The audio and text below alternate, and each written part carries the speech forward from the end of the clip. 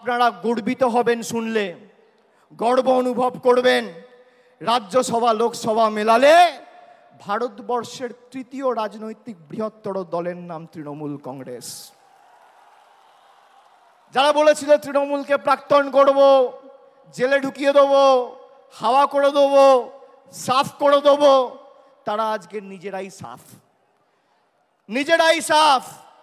আর BJP দাঙ্গা করে, সাম্প্রদায়িক বিভাজন করে, মানুষকে মদ খাওয়ানোর জন্য 40 কোটি টাকা খরচা করে। আপনারা ভাবছেন 40 কোটি টাকার মদ কে খাবে? পাড়ায় গিয়ে, এলাকায় গিয়ে, গ্রামে গিয়ে দেখবেন, ডান দিক বাঁ দিক সামনে পেছনে তাকালে আপনার এলাকায়, আপনার বুথে, আপনার গ্রামে, আপনার পাড়ায় কোনো ভদ্রলোক সভ্য লোক বিজেপি করে না। সব মাতাল, মদ, দুর্নীতিগ্রস্ত, চোর, চিটিংবাজ, সব বিজেপি। সেই কারণেই তো মানুষ এদের বর্জন করেছে। আর জনগণের গর্জন কি?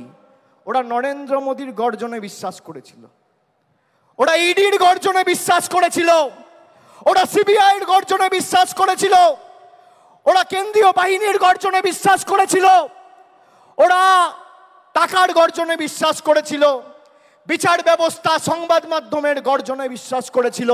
আমরা গরিব মানুষের গর্জনে বিশ্বাস করেছিলাম। জনগণের গর্জন কি আজকে ভারতীয় জনতা পার্টি বুঝে গেছে।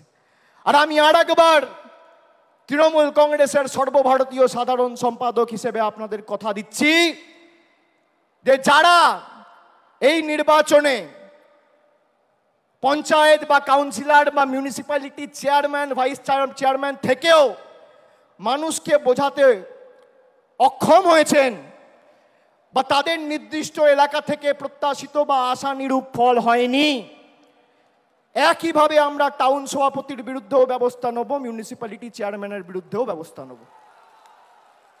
গ্রাম পঞ্চায়েতের ক্ষেত্রে প্রধানের বিরুদ্ধেও ব্যবস্থা হবে, অঞ্চল সভাপতির বিরুদ্ধেও ব্যবস্থা হবে। কাউকে রেয়াত করা হবে না। একটা কথা আপনাদের দিতে হবে, দেবেন?